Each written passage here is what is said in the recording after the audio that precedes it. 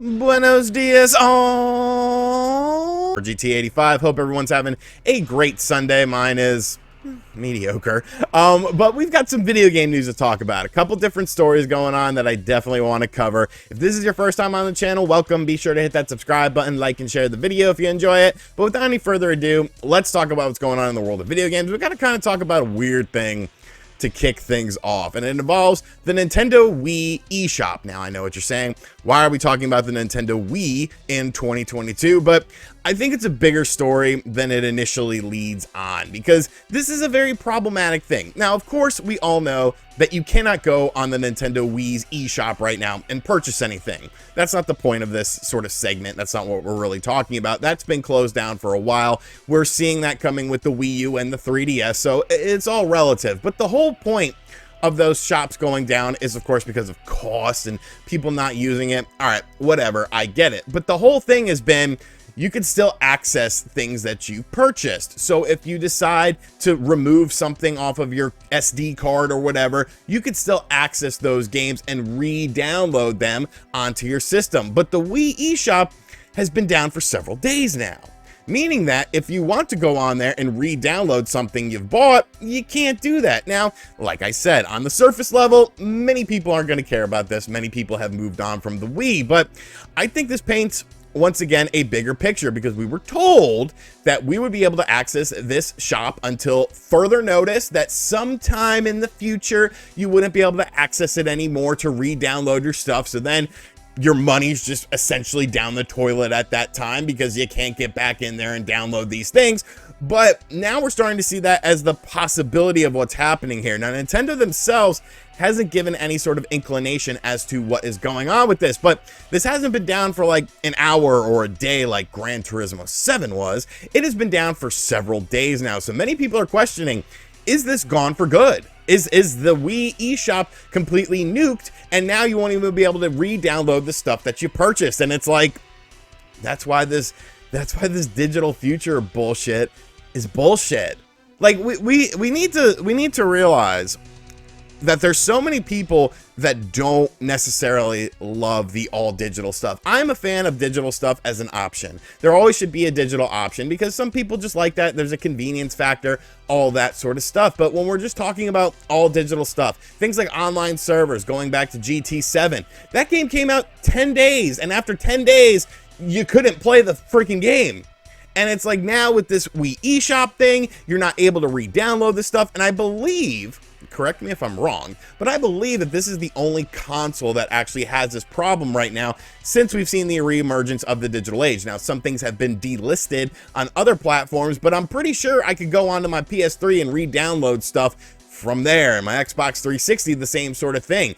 But now I can't do it from the Wii. So now all this stuff is starting to hit home with you a little bit more. Now it's getting a little too close for comfort, I would say. And I hate things like this. Like, I just hate things like this. And yes, it's a very minute fragment of people, but still, it's people being impacted by this. It's our gaming brethren and sisters being impacted by this. And it's so stupid to me. It's so stupid to me. Just leave the damn servers up. It's not bothering anyone. It can't cost that much money. You're making hand over fist and money anyways. Give people options. Why are people pirating our stuff? Nintendo says, because of shit like this. Because of things like this. Now you can't even re-download the Rebirth stuff from Castlevania and Contra, which is what everyone wants to play on those systems. So I don't know.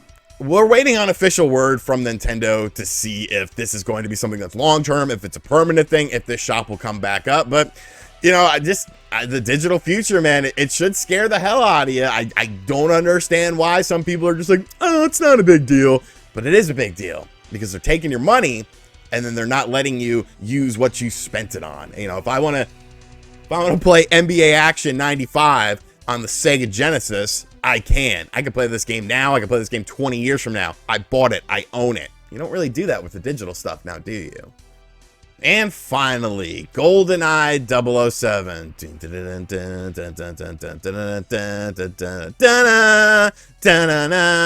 Many people are wondering, where the hell is this game? We, of course, talked, I believe, in January about Goldeneye 007, a remake and a re-release coming out on the Nintendo Switch, and the remake coming out just on the Xbox platforms, whereas it looks like it's going to be both a remake and then probably added to the N64 online service as well, so you have two different options to play GoldenEye 007. If you don't know anything about GoldenEye 007, it's the best first-person shooter on the N64. Yes, I said it. Goodbye, Perfect Dark. I want to play GoldenEye. But we've been waiting for this game, anticipating this game. There's been lots of stuff with patents and supposedly, you know, the game is coming out. It's going to be a thing, but everything has gone pretty radio silent since then. And many people in different communities, many leakers and insiders are starting to give a reason as to why this is a thing. And I think maybe I can correlate it. I'm not going to say that it's the definite reason. I'm not going to say that 1 and 1 is 2 with this situation, but I think if you listen to me, you'll kind of make sense of it. So where is GoldenEye? Where is the good old golden cock?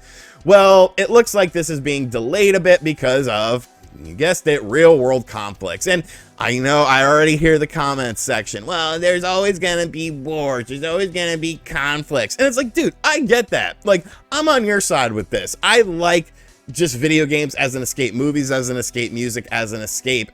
You know, if things are happening in the real world that sort of go alongside of it, you know, I'm just of the mindset where it's like, well, it's a different form of entertainment. But for a lot of people, it's not like that. And you might not agree with it, but you have to respect it. And we live in the era of the empathy age, where we have to, you know, companies are more socially active. You know, there's things like Twitter and Facebook. We wanted this huge interconnected world, and now these are the results of the interconnected world. So something that may have been delayed in a certain region for a certain amount of time now is a worldwide thing. So I get it.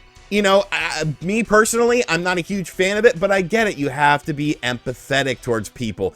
Things change. What was commonplace 10 years ago in the world isn't commonplace now, and you could sit there and, you know, bitch about it and disagree with it, but at the end of the day, it's not going to change anything. So you might as well just try to understand and try to empathize as to why this is possibly being done. If you've ever played GoldenEye 007, you know there's a very large Russian influence in that game. It's pretty much the crux of the game, so it does make sense. And like I said, I think I can correlate something potentially with this. So follow me on this. It's a little bit tinfoil hat, but when we think about what game came out in March for the Nintendo Switch Online service, it obviously was FZero X for the N64. Great game. Love that version of the game. I don't know why some people don't love it. Like, you can kiss my ass. That game is awesome.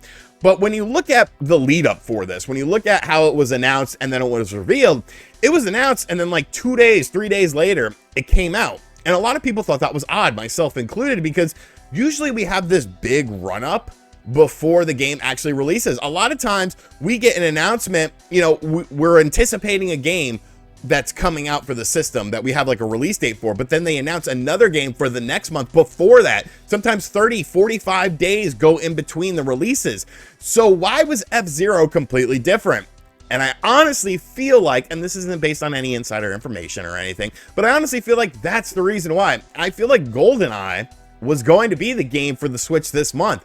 And then with all this shit happening in the real world, Nintendo was like, you know, it's probably not the best look to release a game like that that's happening with things like that are going on in Russia. So maybe we should switch it up. And then literally days later, after they announced FZero X, they released FZero X. So I think you can make a strong case for that. You know, will this change? Obviously, you know, a lot of people want to play the game. I want to play the game again. I want to play the game online with my friends. I want to play the remastered edition, the vanilla edition. I want to play it all. But I understand that, you know, there's things happening that impact people with real life situations. And, you know, it sucks on a selfish level because I want to play the game, but on a bigger level, you have to be respectful of other people. You have to be empathetic towards people. Why am I your life coach? Okay, why am I teaching you emotions? Because my emotions are like all over the damn place.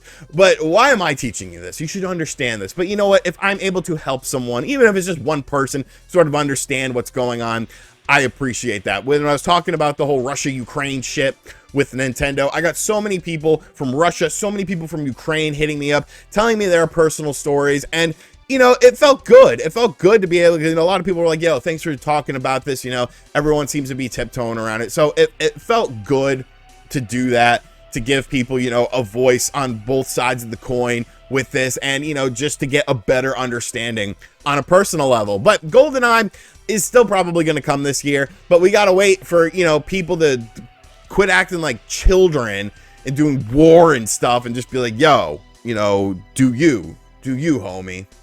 Alrighty, so that is going to do it for today's video. I hope you guys enjoyed it. Be sure to give me all your feedback in the comments section down below. And as always, thank you for checking out this video. If you are new to the channel, be sure to hit that subscribe button, like and share the video. Leave me some comments in the comments section. Of course, be respectful of how other people view things. Be respectful about how other people, you know, what their opinions are on things. We're not going to get into freaking flame war in the comment section. Let's somewhat be adults here. Adults talking about video games. And as always, I will catch you guys on the next video. Later.